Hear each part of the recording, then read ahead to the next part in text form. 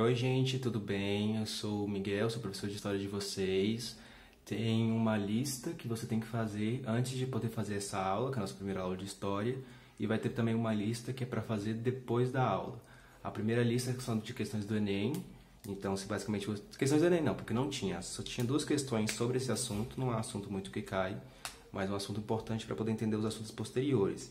Mas se você conseguir acertar essas três questões que estão na lista pré-aula, você nem precisa ver essa aula.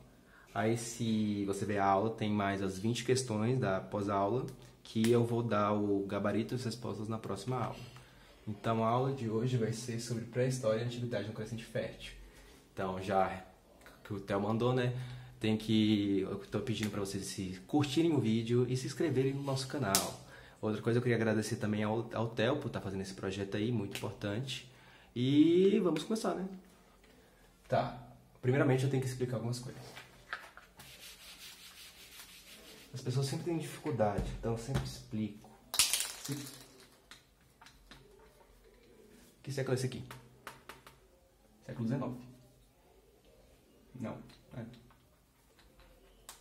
Não, século XXIX, no caso. Só que as pessoas sempre pensam, por exemplo, que começa no, sei lá, 2900. E não começa.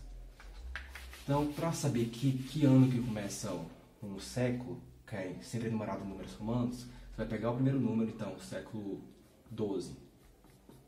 Vai subtrair 1, 11, como é século, você adiciona 2 zeros.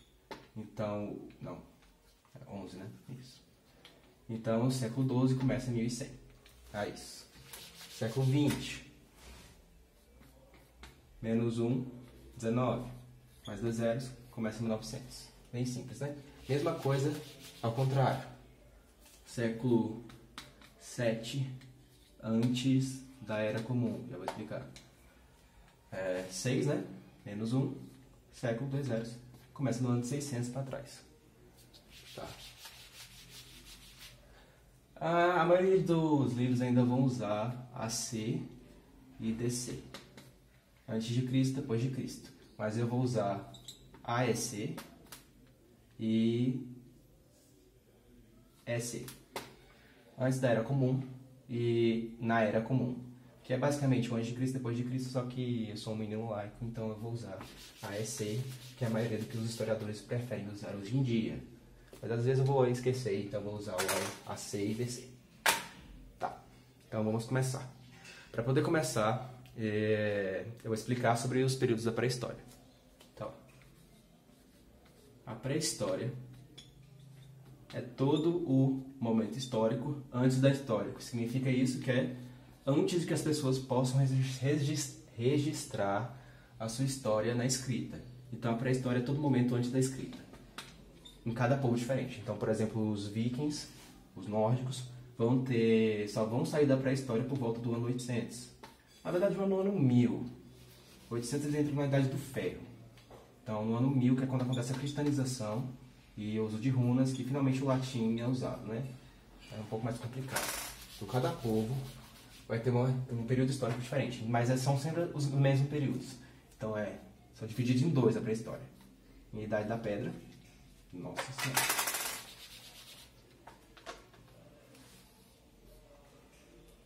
Então, a Idade da Pedra e a Idade dos Metais.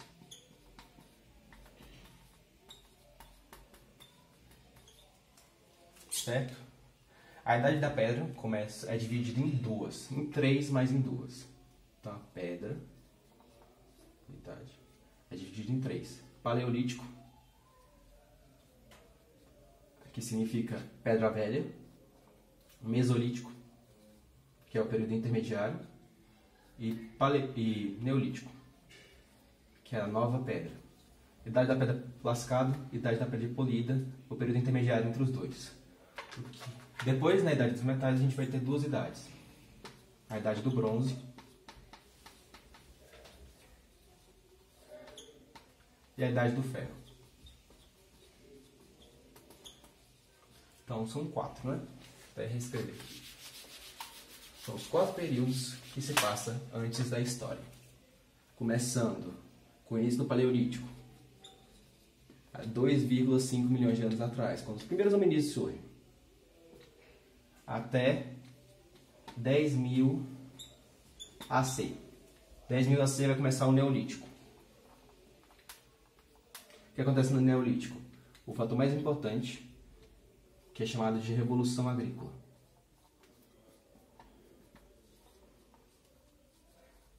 A Revolução Agrícola é que faz com que o homem abandone o nomadismo, que é a mudança de local toda vez que acaba a comida, ou com as estações, ou qualquer motivo, o ser humano vai se deslocando sem estabelecer casa nenhuma. Para o sedentarismo, que é você ficar parado em um lugar só, né? E o que vai fazer com que as pessoas fiquem paradas num lugar só? O plantio, a agricultura. E a invenção da agricultura, que permite ao homem ter controle sobre o seu próprio alimento, que vai iniciar o Neolítico. Também a passagem do uso de pedra lascada, né? Que você entra no Paleolítico quando os macaquinhos descobrem como furar uns aos outros com pedras lascadas, né? Aí agora a gente é um macaco um pouco mais evoluído. Agora a gente polha a pedra. Incrível, né? E também o começo do uso da polaria, que eu trabalho com barro. Meu Deus. Polaria. Cerâmica, né? Não é cerâmica exatamente, que é só os negocinhos de barro. Ela surge, inclusive, para poder fazer a comida que é plantada ou que é retirada de animais. O fator mais importante da Revolução Agrícola também é a domesticação de animais. Qual o primeiro animal a ser domesticado? O lobo. Ele é domesticado ainda no nomadismo. Então, saindo do Paleolítico, por isso que geralmente eles colocam esse período intermediário, porque é um período de transição, Mesolítico. Mas vocês não, só se surgir assim uma questão muito possível, vocês sabem desse Mesolítico aí, que é um período intermediário, mas você pode ignorar a existência dele. Então, a domesticação de animais, né? Que eu tô falando. Meu quadro é pequeno, então tem que ficar apagando o tempo todo. Domesticação de animais. Primeiro animal, lobo. Por quê? Porque ele protege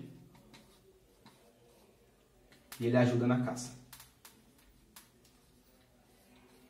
Então, o primeiro animal não vai ser domesticado para retirar nenhum produto, seja leite da vaca, né? Ou lã das ovelhas, etc.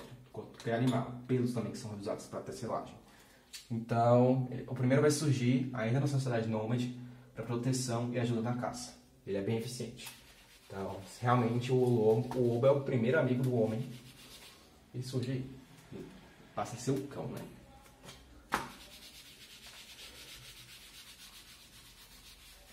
Durante o Neolítico,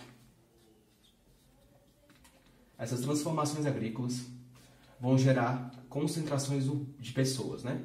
Que vão gerar as primeiras cidades. Que é chamada de Revolução Urbana.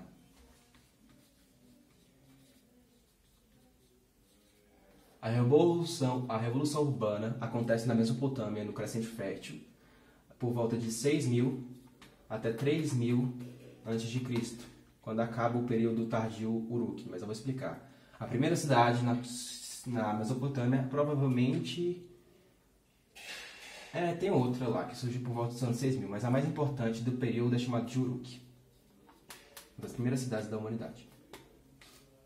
Ok? No final do Neolítico, vamos ter a descoberta do cobre e do estanho. Juntos eles fazem um metal muito eficiente e durável chamado de bronze. O bronze também é uma liga metálica muito boa, que é feita em baixa temperatura. Então você não precisa de uma metalurgia muito avançada para poder produzir bronze. O problema é que o estanho é um dos metais mais raros do planeta. Ele é tão raro quanto o urânio, mas ele vai ser usado como metal porque ainda não se exige uma necessidade tão grande. Mas a falência do bronze, por causa do estanho, o estanho é tão difícil de conseguir que cada vez mais vai se tornando impossível produzir bronze pela falta de estanho. Estanho e cobre fazem o bronze, né? Isso vai gerar o abandono do bronze e o início da idade do ferro. Mas nessa aula a gente só vai falar basicamente da idade do bronze. Do ano 3000 até o ano 1200. quando acontece o colapso da Era do Bronze, que nossa civilização basicamente foi destruída, e a transição para o período do Ferro, que eu vou passar levemente só para falar do interesse, né? Ah não, vou falar de algumas coisas mais importantes lá também. Síria e tudo mais. Ok, por enquanto é isso. Chamado Utanapishtim. Mais ou menos assim. Nomes sumérios é difícil, né? Esse cara, depois de ser ameaçado pelo Gilgamesh, conta a história de como ele é o único imortal da humanidade. Ele conta que o deus-chefe do panteão sumério, Enlil, deus dos deuses, senhor dos céus e da tempestade, certa vez ficou incomodado com o barulho que os seres humanos faziam e resolveu destruir a humanidade. Então ele mandou um dilúvio para acabar com a humanidade. Todo mundo se afogou, menos o Utanapishtim. Por que o Utanapishtim sobreviveu? Porque outra deusa falou para ele construir uma arca. E dentro dessa arca ele colocou tudo, os animais que ele pôde, ouro, prata, a família dele, umas pessoas lá. E choveu pra caralho. E teve o dilúvio. E a água baixou. E a barca dele parou em cima de uma montanha. Onde ele soltou... Ele fez aquela mesma história lá, da pomba pra saber e tudo mais. Aí quando ele desce da arca, ele faz um sacrifício aos deuses.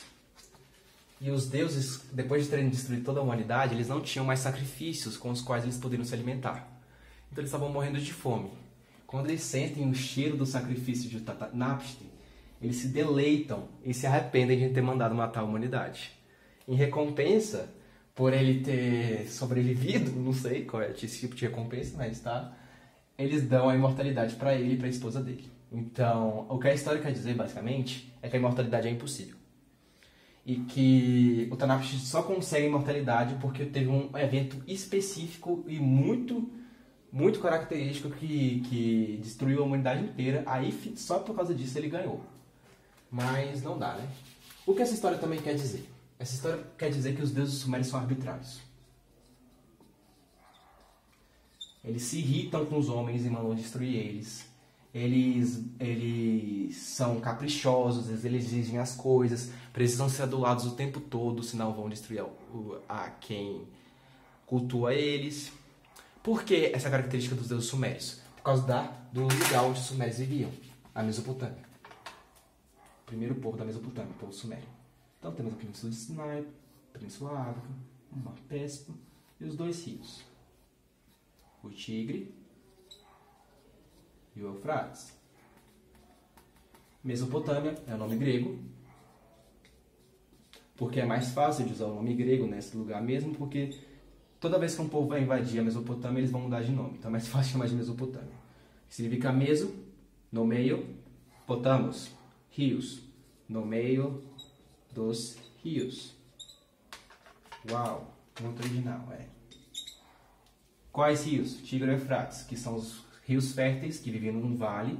Toda a civilização, deve ter explicado, toda a civilização e área urbana da humanidade vai surgir no Vale de Rios, por causa das áreas férteis. Então, só que na Mesopotâmia havia enchentes. E essas enchentes eram irregulares e aleatórias. Inclusive teve uma por volta do ano 3000, segundo a história, pouco antes do Gilgamesh, 2700, que teria destruído muitas cidades. A gente realmente tem registros arqueológicos que essa enchente destruiu cidades inteiras. Então isso deixou uma marca no pensamento sumério de que houve um grande dilúvio no passado. E também foi afirmado pelas constantes enchentes e pelo esse pensamento dos deuses, né? O que isso vai gerar? Não, calma. O que isso vai gerar? Então você tem lá, na região do Tigre e Eufrates, a formação das primeiras vilas agrícolas ao redor do rio. No Neolítico, né? Vai surgir uma figura chamada de En, que é um sacerdote rei. Lembra que eu falei que as pessoas temiam os deuses e achavam eles arbitrários? Então, vai ter uma pessoa que vai dizer que consegue adular os deuses para não nos destruirmos. é o sacerdote rei. O que é um sacerdote rei? Ele é uma pessoa que controla o tempo de adoração. Cada cidade vai ter adorar um único Deus, que é o Deus da cidade. Dentro dessa cidade vai ter o templo do Deus, algumas casas, e o sacerdote vai ficar no templo administrando. O que o sacerdote rei vai exigir da população ao redor dele é que eles deem toda a comida para ele, em honra pro Deus, para honrar o Deus. Depois deles darem toda a comida, ele distribui igualmente entre a população. Não igualmente, aí surge o primeiro problema, que é a inversão da hierarquia social. Hierarquia, nossa senhora. Hierarquia social.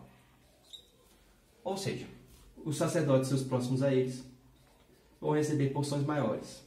Não só isso, como o excesso de comida vai gerar com que as pessoas não precisem trabalhar o tempo todo. Então, elas não precisam trabalhar o tempo todo, parte da população pode focar em outras tarefas, como no artesanato e na construção. Na construção do quê? Do que a classe, a elite sacerdote quer. Então, templos, tecelagem, então, mas várias outras coisas também. Utensílios necessários, como depois, né, vai surgir aquele negócio que cava a terra, não surge agronomia, não sei. Machados, essas coisas, ferramentas necessárias para a população rural também são inventadas. Mas também a invenção de artes, que já surge associada às elites, e como sistema de legitimação, mas também para agradar os deuses e tudo mais. Então as pessoas realmente acreditavam nisso, os sacerdotes todo mundo acreditavam que o que eles estavam fazendo ia apaziguar os deuses e impedir a destruição deles. Só que essas enchentes não eram constantes, elas aconteciam, por exemplo, uma vez a cada 10 anos. Se fosse constante, o desenvolvimento da civilização na Mesopotâmia seria impossível. Então, apesar de terem guerras consideráveis, que você vai ter vários povos invasores na Mesopotâmia e tudo mais, as guerras não são constantes, elas são eventos particulares, de exceção na história da Suméria, sempre. Vão gerar profundas transformações, sim, mas não vão ser a regra. Não vai ser tipo o dia inteiro, meu Deus, eu acordei, olha, mais uma invasão, vou morrer de fome hoje. Não, não é assim não. É uma vez por geração, né? Tá, então temos o sacerdote rei, o Enli. Ele está lá administrando essa terra, está construindo seu belo templo. Temos a cidade ao redor dele, do templo. Temos as vilas rurais. E vai acontecer dois processos, chamados de urbanização, que vocês já entenderam, né? Que é o surgimento das cidades. E a ruralização. O que acontece? O campo vai focar só na comida e a cidade vai focar tudo no resto.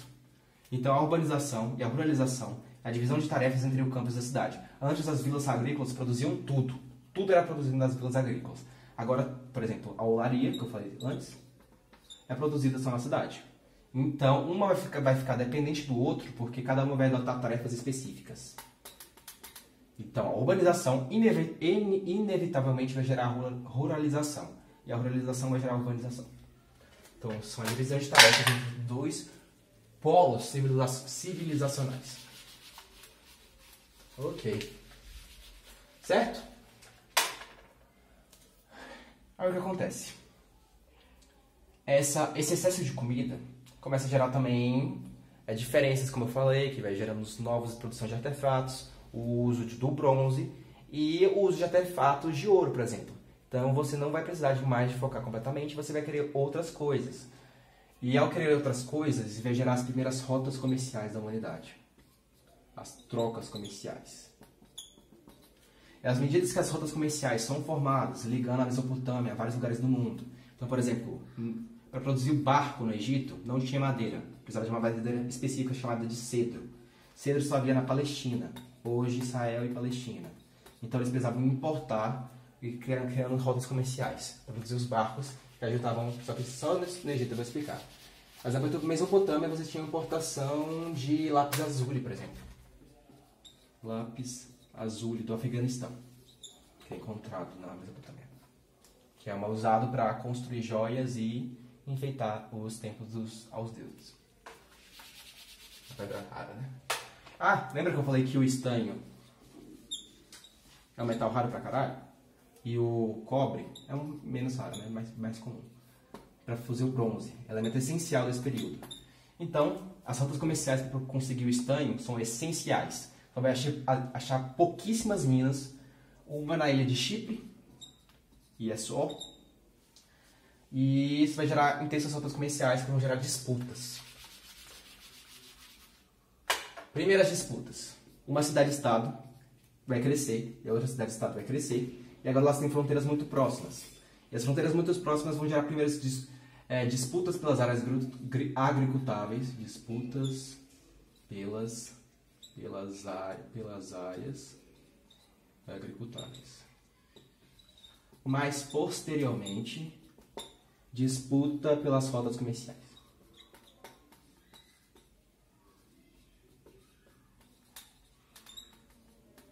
Se não me engano, temos uma disputa muito bem registrada entre a cidade de Uma e a cidade de Lagash.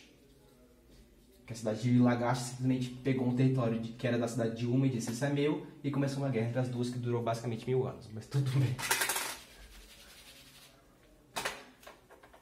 E é isso. Essas disputas vão fazer com que lentamente uma cidade desenvolva uma aristocracia militar. Essa aristocracia militar vai eleger um homem forte, temporário, que ele vai liderar a cidade em tempos de guerra, chamado de Lugal. Lugal. Ele significa em Acádio, em Sumério, literalmente, homem forte. Porque ele era escolhido pela sua força física. Tá, né? Uma cidade vai lentamente começar a dominar a outra, e as cidades-estados vão ser substituídas por reinos. Territórios-estados, chamados. Então, nós temos a primeira transição de cidades-estado para reinos ou territórios-estados. São reinos para facilitar para vocês. Então, isso também vai surgir o enfraquecimento do En, o sacerdote rei, pelo Lugal, que agora é o rei, que vai derrubar os sacerdotes e vai se estabelecer como aristocracia militar como novo soberano. Ele também vai lentamente construir uma questão de direito divino.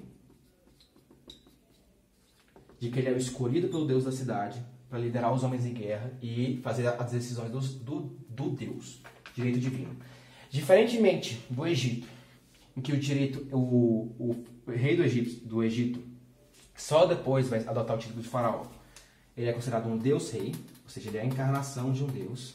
Aqui é um enviado do Deus, é um direito divino, é diferente. Mas vai haver processos de divinização específicos, mas vamos chegar lá. Tá bom, né? Então, esses lugares vai ter um cara muito importante por volta do ano 2300, chamado de Sargão. O primeiro soberano da humanidade, criando o primeiro império da humanidade. Sargão I, o Grande. A história de Sargão I, meu Deus do céu, já é engraçada pelo nome dele. O Grande. Sargão significa em acádio rei legítimo. Então provavelmente não era o nome dele, era um título. Só que ele sobe ao poder depois de derrubar a dinastia de Kish, que era uma cidade-estado. Ele derruba a dinastia de Kish, mata todo mundo, mata a família real, se estabelece como novo rei. E ele funda uma nova cidade, de onde ele administra o pequeno império dele, o pequeno reino, chamado de Acádia. Criando, pelo nome da cidade que ele era a capital dele, o Império Acádio. Vai haver também a divisão, alguns séculos antes, entre dois polos na Mesopotâmia. Então, vou fazer a Mesopotâmia de novo, os dois rios. No norte vai ser chamado de Acádia, e no sul vai ser chamado de Suméria. Porque vai haver duas línguas, a língua Acádia e a língua Suméria. A língua Acádia vai originar as línguas semitas, como a hebraica, a árabe e várias outras. E a Suméria é o que tem a escrita cuneiforme. Os dois têm a escrita cuneiforme, mas o clássico é a Suméria. O Sargão vai invadir a Suméria e vai formar o primeiro império da humanidade, que é uma Big Arcádia. O Império Acádio. Império Acádio. Primeiro império da história. Então vai ser as primeiras implementações de centralização na história. Então ele vai criar uma burocracia. Ele vai padronizar pesos e medidas.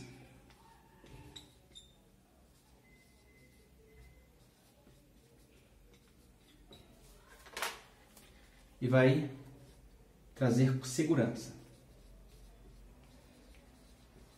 Todas as três características estimulam o comércio. Então, toda vez que tem um império unificado na Mesopotâmia, você vai ter uma explosão das rotas comerciais que vão poder andar seguramente pelo império bem guarnecido.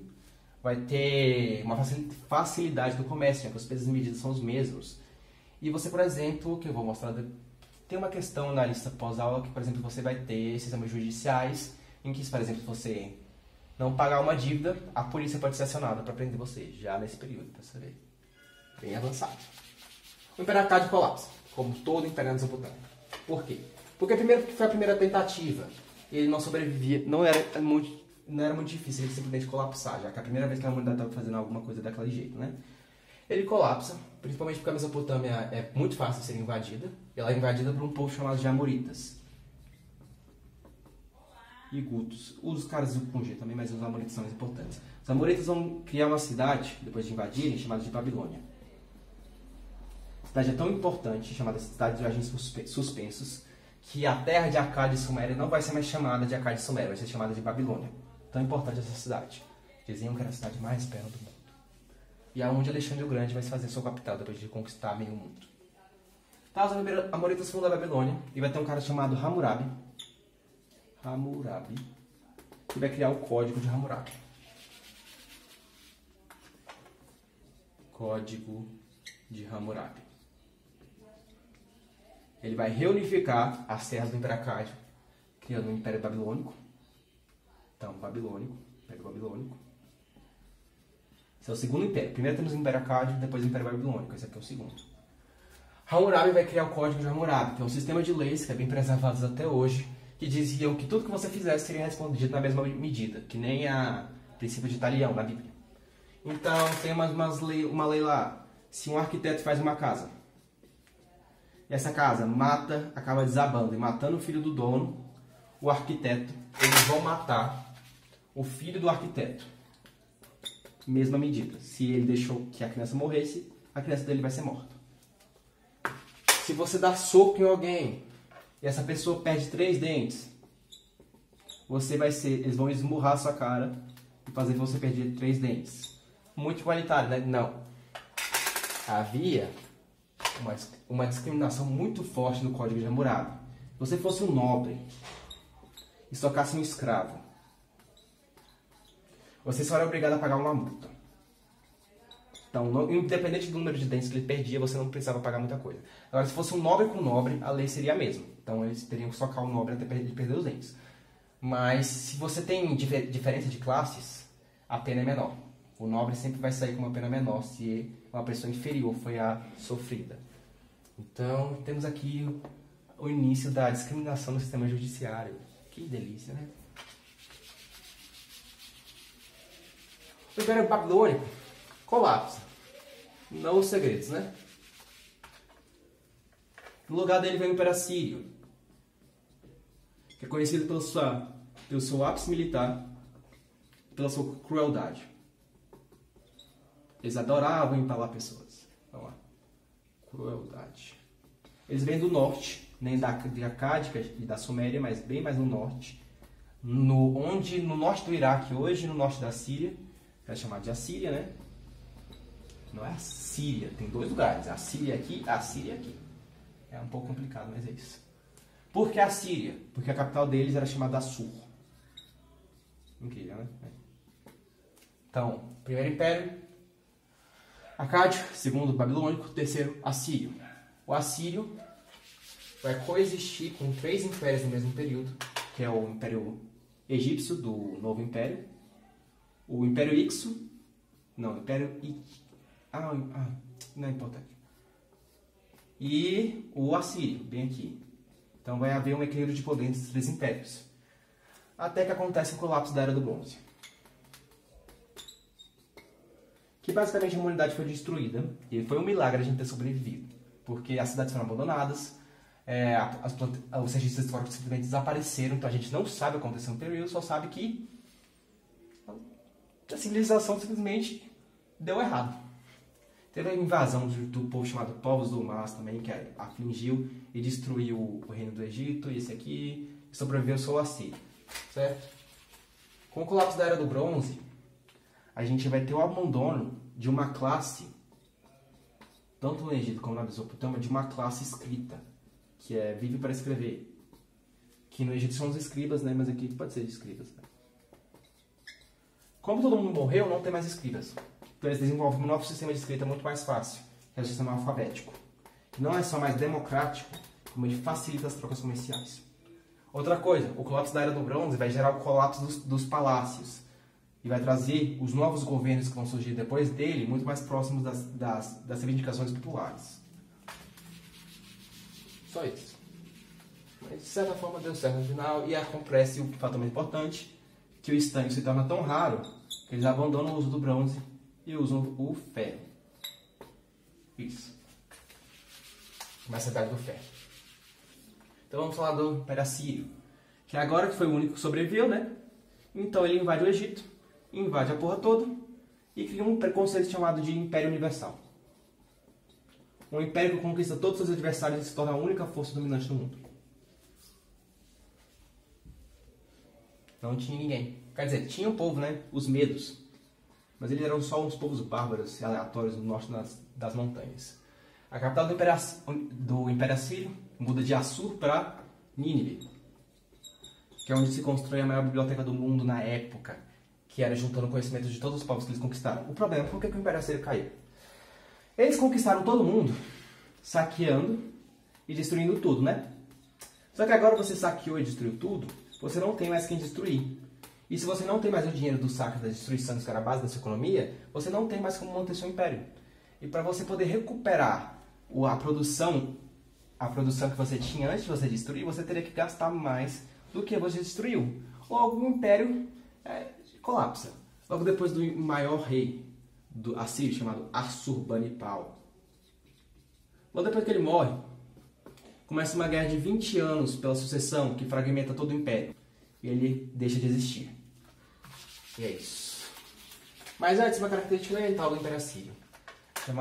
Eles faziam uma coisa, que era que toda vez que eles conquistavam um povo, eles pegavam a população e espalhavam as pessoas pelo resto do império, eliminando assim as identidades culturais, fazendo com que as pessoas se perdessem umas às outras, criando uma cultura assíria comum. Depois da morte de Salomão, falando rapidinho, isso aqui não vai para explicar, o reino de Israel foi dividido em dois, que é o reino de Israel no norte e o reino de Judá. Isso tem na Bíblia, né? As 10 tribos ficavam no norte e as 2 no sul. O Império Assírio invade Israel. E a Judéia sobrevive porque ela vira vassalo e envia tributos todos os anos. Israel é invadida, as 10 tribos são conquistadas e são espalhadas por todo o império, fazendo as chamadas 10 tribos perdidas de Israel. Porque eles perderam a sua identidade cultural e nunca mais se sabe delas. Isso é uma forma de genocídio cultural, se você pensar. Na verdade é bem isso mesmo. Mas era administrativamente falando, era bem eficiente. Porque assim você conseguia finalmente administrar todos os povos independentes. Mas, como eu falei, o Império Assírio mesmo assim colapsa. Por quê? Porque um povo na Babilônia, chamado de Neobabilônicos, ou caldeus, o povo caldeus, eles se revoltam, se aproveitando da facilidade do Império Assírio, invadem, destroem Assur, destroem Nínive e botam fogo na grande biblioteca. O que é incrível, né? A única coisa que era boa eles destroem, mas tudo bem, né? E o povo Medo ajuda eles, que é o povo das montanhas. E o Império Assírio colapsa. E agora temos um novo império chamado de Império Caldeus, ou Neobabilônico, que é de novo, né, na cidade da Babilônia. Império Caldeus. Lembra que eu falei que a Judéia sobreviveu, né? A Judéia falou bem assim: Caldeus, todo mundo acabou de se libertar do maldito Império Assírio, né? Você não vai tentar conquistar todo mundo de novo, né? Isso seria bem ruim da sua parte.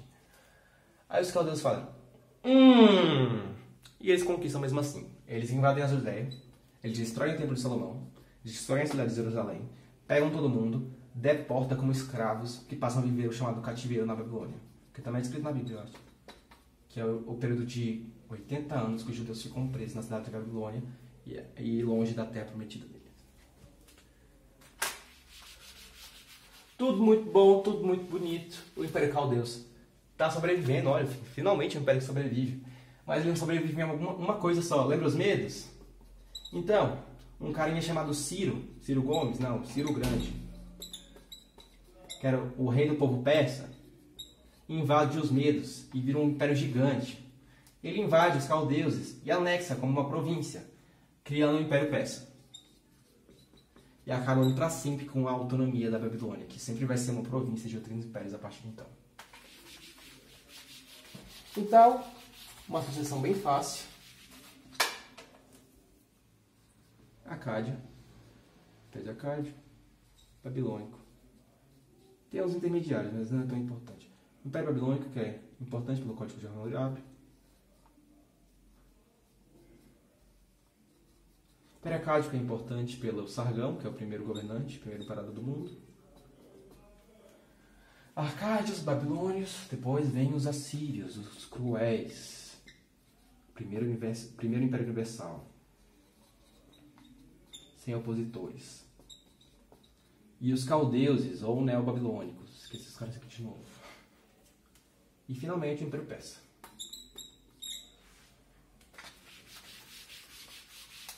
O que essa sucessão de impérios vai criar? Lembramente eu falei que lá no Império Acádio já tinha acabado a figura do sacerdote rei. Então, agora é criada uma figura divina do rei, que vai ser herdada pelo Império Persa, que o rei tem o direito divino.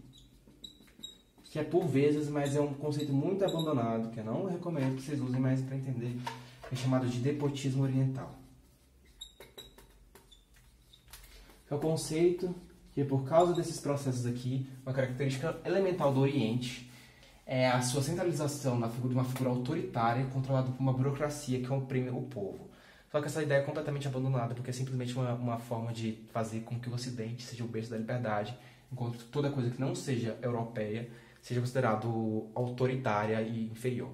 Então não recomendo. Mas com isso acabamos Babilônia. E agora vamos com a nossa segunda história de hoje, que é para começar Egito, que é a história do Osíris, da Ísis, do Horus e do Seth, que é o olho de ouro, inclusive. Então vamos lá. Você tem o Deus do universo, que reina sobre tudo, e a sua esposa e irmã. Não pergunte. O Osíris e a Ísis. Só que você tem o irmão do Osíris, que odeia ele e quer tomar o trono. Então ele mata o Osíris, corta ele em pedacinhos e joga no Nilo. A Ísis, então, pega os pedaços do Osíris, costura, nossa senhora, faz uma múmia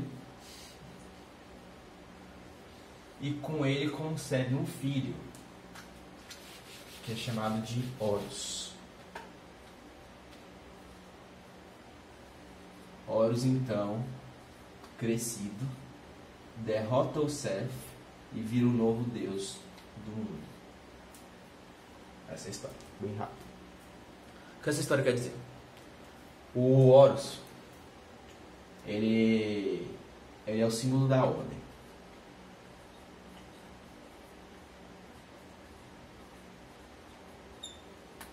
O Seth é o símbolo do caos.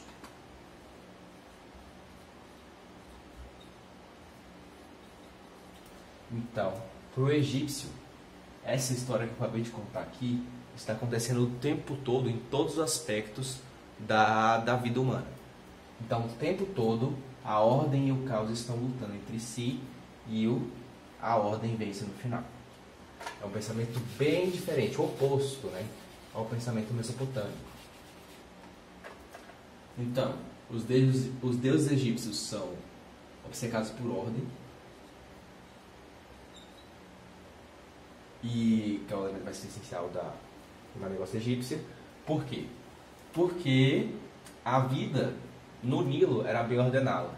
Diferente das enchentes aleatórias do Tigre e Eufrates, o Nilo tem enchentes regulares que acontecem há alguns meses, todos os anos, que é o mês de junho até o setembro, que é o período das enchentes. Depois da enchente vem o plantio e depois do plantio a colheita. Esses são os 3 meses do ano para o egípcio antigo: enchente, plantio e colheita. O que a enchente tinha de importante no Nilo? Toda vez nesse período aqui, o rio sobe e invade as áreas agricultáveis. E quando ele invade as áreas agricultáveis, ele enche de nutrientes essa terra, que é chamada de terra negra. Inclusive, um dos primeiros nomes que o egípcio vai ter, por causa da terra negra dele.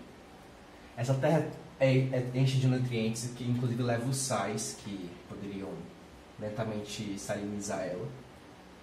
E ela fica tão boa, mas tão boa para plantar, que o egípcio antigo não precisava de nenhuma ajuda para plantar. Deixa eu desenhar meu egípcio.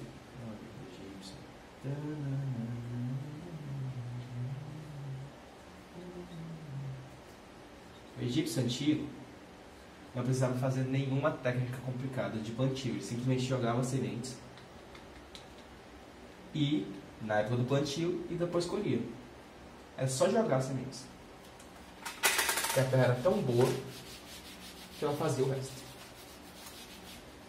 Outra coisa, apenas as áreas ao redor do Nilo são agricultáveis. E o Egito é isolado pela Península do Sinai, pelo deserto do Saara ao oeste e pelas cataratas ao sul, que é com a Núbia. Então, a população só vai se concentrar, porque é tudo deserto, ao redor do rio Nilo. Como a população só se concentra ao redor dessa estreita faixa de terra, é muito mais fácil administrar esse território. Então tudo que você precisa é de um barco, que era o que os faraós tinham, que subiam e desciam o rio Nilo administrando o território. Outra coisa muito importante, porque o Nilo parece que foi feito, né? Porque a água do Nilo vai para baixo, né? Sobe em direção ao Mediterrâneo. Só que os ventos fazem o sentido contrário. Então, um barco, se ele quiser descer o Nilo, tudo que ele precisa fazer é seguir o curso da água. Agora, se um barco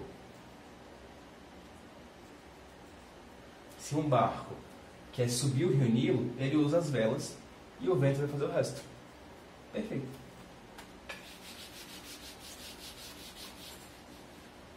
A história. Lembra que o Osíris é mumificado? E depois que ele é mumificado, ele não sobrevive muito tempo. Porque ele só foi mumificado para poder conceber o Horus. Ele desce e vira rei do mundo dos mortos. E governa o após a morte. Isso é um fator importante, que é a obsessão mortuária do antigo egípcio, que levou à construção das pirâmides. E eu já vou entrar aqui. As pirâmides não foram construídas com trabalho escravo. Nenhum grande projeto no Egito foi construído, nada no Egito foi construído com trabalho escravo. A escravidão havia no Egito, mas não em escala produtiva. Então nenhum escravo trabalhou na construção dessas coisas aqui. Não havia escravidão em larga escala no Egito. Essa é uma ideia errada que vem da Bíblia por causa da escravidão dos hebreus, que nunca aconteceu. Você nunca teve escravidão de populações daquele tamanho no Antigo Egito. O que havia era o mesmo sistema de corveia que havia na Mesopotâmia. Então você tinha as unidades mais baixas, que são chamadas de nomos. Então você tem os nomos, que são comunidades agrícolas. Então são comunidades que são governadas por um nomarca, os nomos. Esses nomos são obrigados a fornecer trigo, plantio, né? Coisas entre coisas, e mão de obra para o faraó. Essa mão de obra é usada no que ele quiser. Então, para projetos de irrigação, para a construção das pirâmides, para a construção de obras importantes, de templos. Então, é mão de obra livre que ele tem direito de cobrar como imposto das comunidades ao redor do rio Nilo, que são os nomos. E quem gerencia esse controle sobre a sua população são os nomarcas. Agora a gente vai entrar em quem eram os nomarcas antes. O período do Egito é dividido em 3. Antigo Império,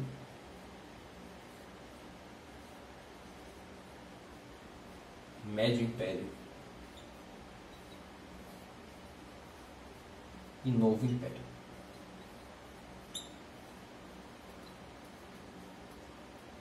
E depois vem o período ptolomaico, que é fora do que a gente vai estudar, que é um período grego, de dominação grega do Egito. Eu não vou falar, mas só para falar aqui, ptolomaico.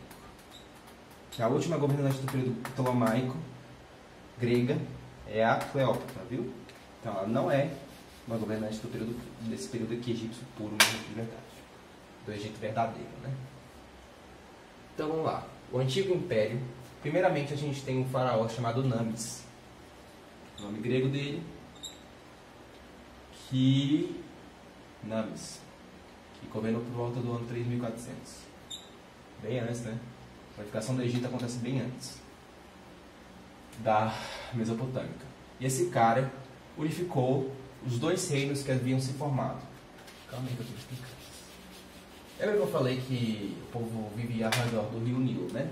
Então, no mesmo período do Paleolítico, Neolítico, quando acontece o Neolítico, acontece a formação de pequenas comunidades agrícolas ao redor do rio Nilo, que vão crescendo e vão formando pequenos reinos, que são chamados de nomos.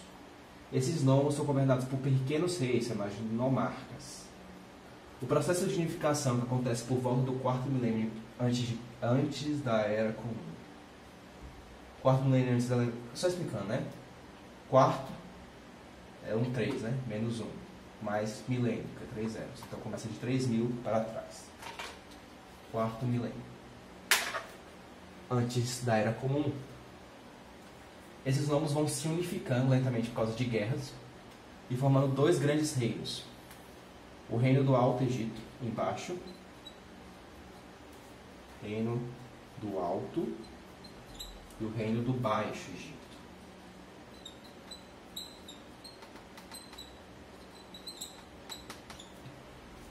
Ok? Por que Baixo Egito em cima?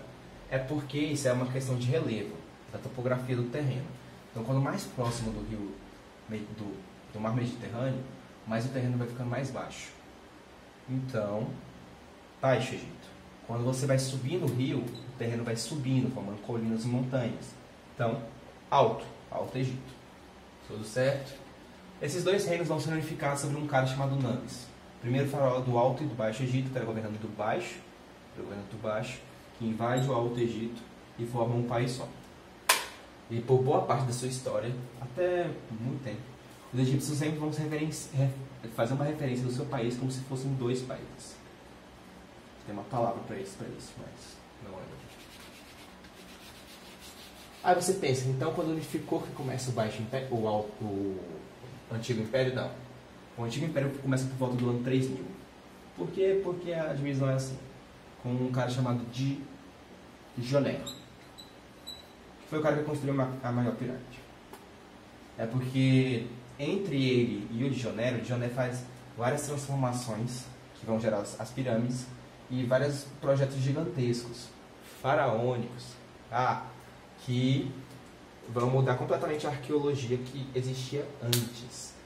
Então, antes que alguém diga que foi construído por aliens, né, isso é uma versão bem europeizada, porque você simplesmente não consegue conceber que um povo desses poderia construir algo tão avançado.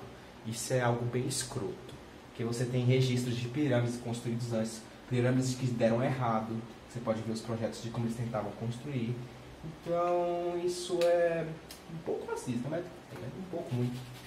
Não falem que foi aliens, viu? Você é um idiota você falar isso. Tá. Logo depois temos um período... a sociedade egípcia lentamente vai ficando cada vez mais complexa, até que uma série de confusões e rebeliões e acabam dividindo o país em dois. E essa divisão vai gerar duas dinastias, que não são Alto e Baixo Egito de novo, são duas dinastias que dizem que são dois. E a dinastia do norte, que ficava em Tebas, consegue reunificar o país, invadindo o sul, e criar, e agora a capital não é mais Mênfis, que era antes, Mênfis, agora é Tebas.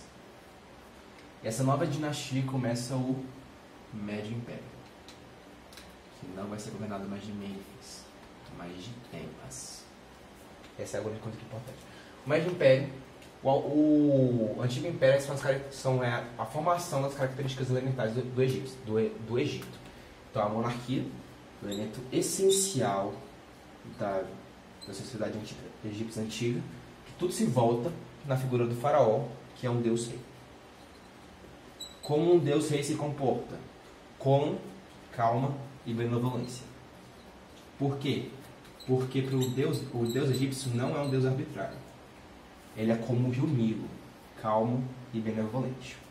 Então, essas são as características que são estimadas no faraó egípcio. Uma espécie de ter um forte moralismo e controla o faraó.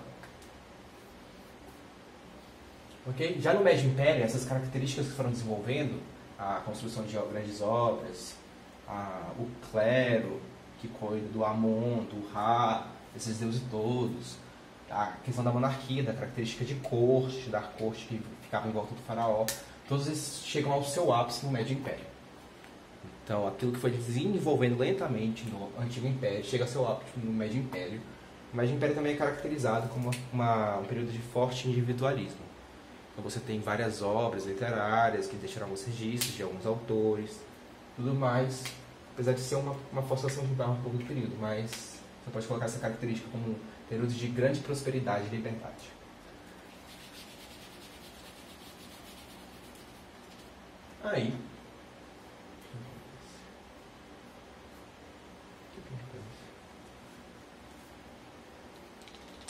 Aí, saindo do Médio Império para o Novo Império.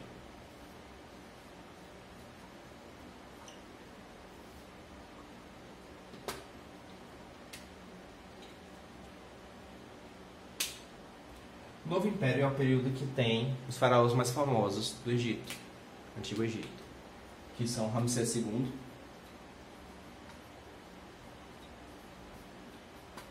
e o Tutankhamon.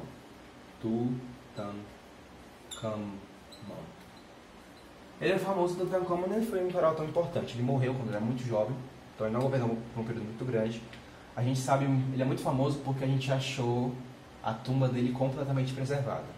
Até que os britânicos foram lá e roubaram ela, né? Mas tudo bem. Até o século XIX ela estava intacta. E a gente vai falar desse cara aqui, que é o Ramsés II.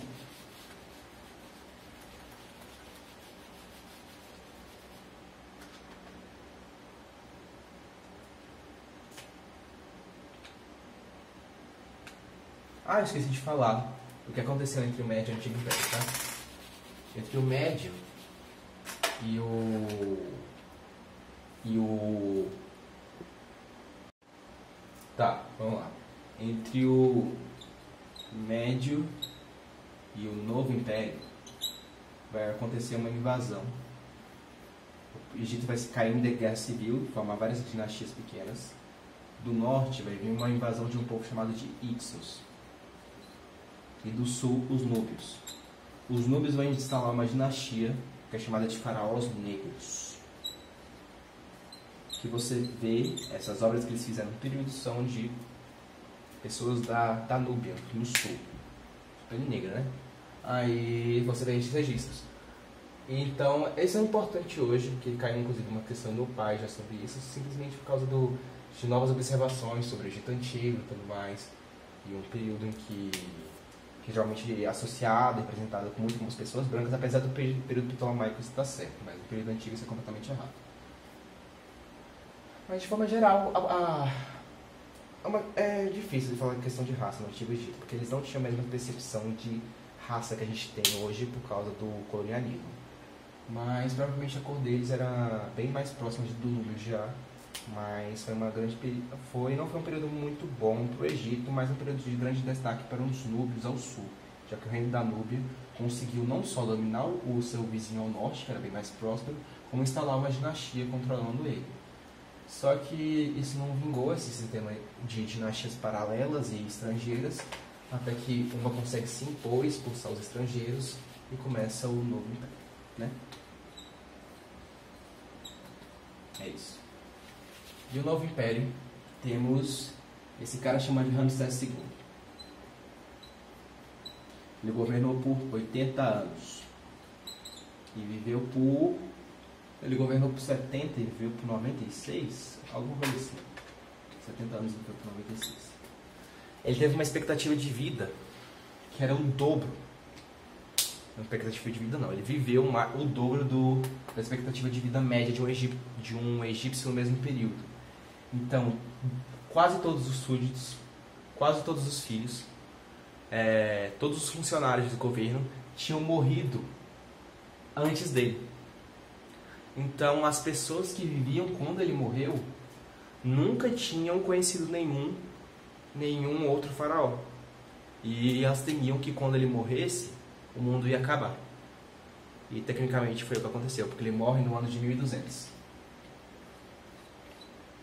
Logo depois da morte dele, temos uma coisa muito interessante, chamada de colapso. Eu acho que eu expliquei na página da Mesopotâmia, né? Colapso da Era do Bronze. Uma série de fatores, entre eles a invasão de povos do mar, era uma série de estrangeiros ou piratas que invadiram a costa do Mediterrâneo Oriental, onde ficava o Egito e a Palestina, destruindo os dois negócios. E é isso. O Egito colapsou, entrou em guerra e tudo mais, mas ele conseguiu se reerguer durante o governo do Ramsés III, que era um descendente aí, político do Ramsés II. Mas lembra que eu falei que ele estava bem frágil, né, depois de tudo isso, e tinha um blob chamado de assírios. Os assírios simplesmente invadem o Egito logo depois, instalam Só que o Egito já estava uma confusão nesse período, eles não conseguem administrar o Egito, primeiro que era de muito distante, segundo que era um caos, terceiro que era simplesmente impossível se administrar um território tão grande como esse aqui, que era equivalente, né, em prosperidade e complexidade aos que os assírios já governavam. Então era dobrar o seu império em custos, tecnicamente. Então eles basicamente abandonam o Egito à sua própria sorte logo depois. Aí depois dos assírios, né, temos os caldeuses, temos um pequeno período de dinastias nativas, aí vem os persas, que invadem os caldeuses, lembra? Eles não ficam por aí. O filho do Ciro Grande invade o Egito, o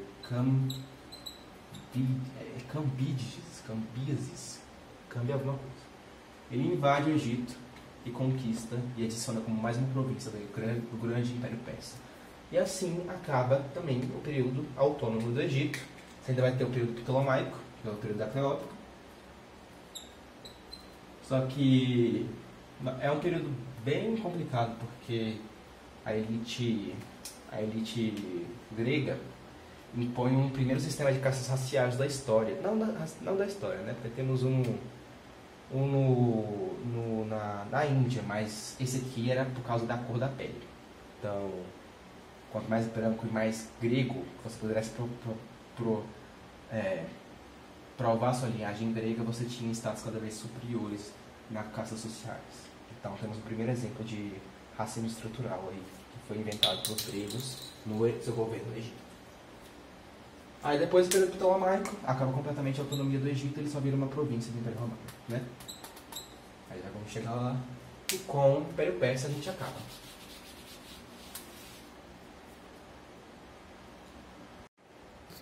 E agora as três questões que estão na lista pré-aula, que eu vou resolver aqui rapidão. A primeira é da UFAC, do Acre, que vocês podem ler ali na lista, que é: relativamente às primeiras civilizações da antiguidade, é errado afirmar. Surgiram por... Letra A. Elas surgiram por volta do século 7 a.C., correto? Né? 7 a.C., 6.000 a.C., eu falei, né? Período de urbanização, 6.000 a 3.000 a.C. Nas regiões desérticas do continente europeu. Não, nunca. Eles surgiram nos vales de rios, lembra? Toda a grande civilização da Era do Bronze, do Neolítico para a Era do Bronze, vai surgir no vales de rios. Então, em áreas próximas ao redor de rios, não em regiões desérticas. E nunca do continente europeu. Todos vão ser na Ásia e um só vai surgir na América no período. Então, nós temos a Mesopotâmia, com os Sumérios. Temos o Egito. Temos uma região no Vale do Indo, que é a civilização Então, Índia aí, que surge ao redor do Rio Ganges, então temos a Índia ali, e aqui fica o Rio Ganges, temos civilização no mesmo período lá, mas não é importante. E na China, ao redor do Rio Amarelo, né? Azul, amarelo, amarelo. Cadê o apagador?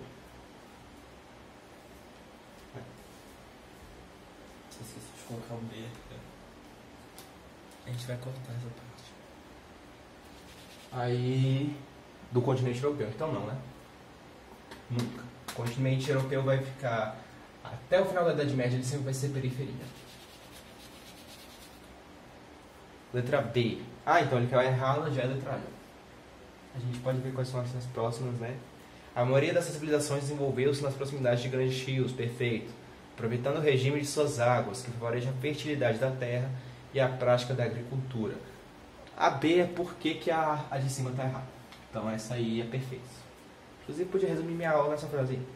Essas civilizações começaram a se formar por volta de 7 mil anos atrás. Deixa eu falar. O Vale do Rio Nilo, Eufrates, Tigre Grandes e Ganges, entre outros, foram primordiais para a formação das civilizações egípcias, Suméria, Babilônica e Hindu. Essas civilizações, a D está certo? Essas civilizações, pelas suas características, são chamadas de sociedades agrárias ou férteis. Você chama do que elas quiserem, mas está certo sim. E vamos para 2. Que aí temos o trecho de uma música. O de cima sobe e o de baixo desce. Sobre esse processo que é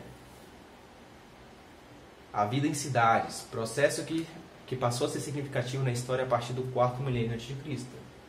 3.000. Exatamente. É correto afirmar: com o surgimento e crescimento das cidades, houve um progressivo aumento da especialização do trabalho e da igualdade social, enfraquecendo o poder político. Não. Então, 2, né, que eu estou corrigindo agora. Ele quer qual que é a certa e a primeira já está errada. Lembra que eu falei da divisão que o sacerdote rei fazia entre uma elite, que ele agora mandava mais recursos, e uma baixa, que ele mandava menos recursos. Então, a agricultura começa a criar a desigualdade social. Então, está errada porque cria desigualdade, não igualdade. Ela não enfraquece o poder político, já que tem uma pessoa que tem que administrar a colheita, que é o sacerdote rei, ela aumenta, ela intensifica o controle político. Controle político. Ele tá horrível? Tá, mas vocês que lutem. B. A diminuição da produção agrícola assegurou excedentes diminuição da produção agrícola assegurou excedentes para manutenção de especialistas, desenvolvendo a urbanização em cidades-estado socialmente desiguais. O começo aí que está rápido. A diminuição da produção agrícola assegurou excedentes para manutenção de especialistas. Essa frase está contraditória, por isso que ela está errada. É impossível uma diminuição da produção gerar excedentes, né? Tudo bem. Então a B está errada por causa disso. C. Apesar da urbanização das novas tecnologias de irrigação, mantém-se um estado de caráter exclusivamente político e que não intervém na economia, conservando a ordem social hierarquizada.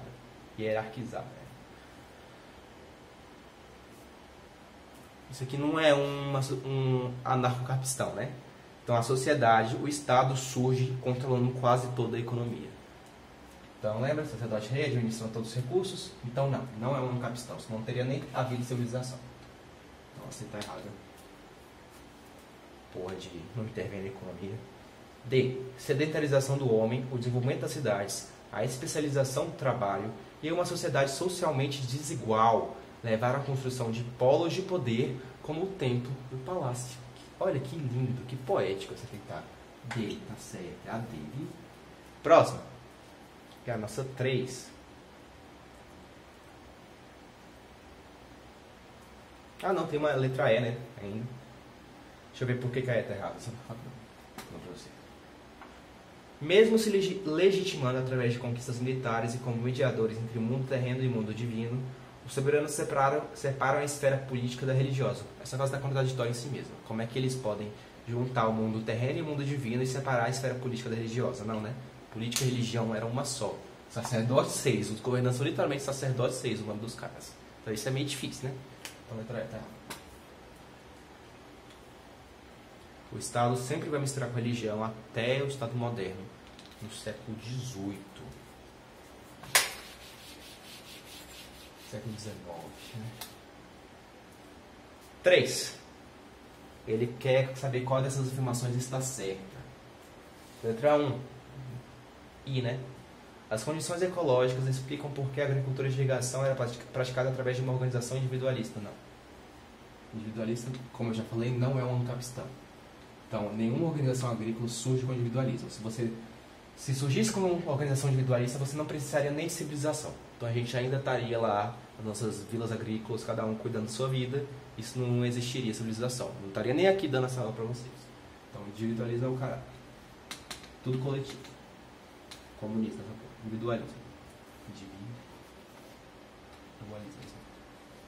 Nossa senhora! Ah, vocês entenderam que é o que está errado. 1 errado. 2. Na economia da Baixa Mesopotâmia, na Suméria. Lembra que eu falei que tinha o norte chamado de Akkad e o sul Suméria? Na Suméria. O que você quer saber na Suméria? Me diz aí. A fome e as crises de subsistência eram frequentes. Não eram. Lembra que eu falei que era um período de exceção? Senão não teria havido como a civilização ser sustentável. Eram períodos terríveis, geravam muita destruição, mas eram sempre períodos de exceção. Então está errado por causa disso aí. Períodos de exceção. Períodos particulares.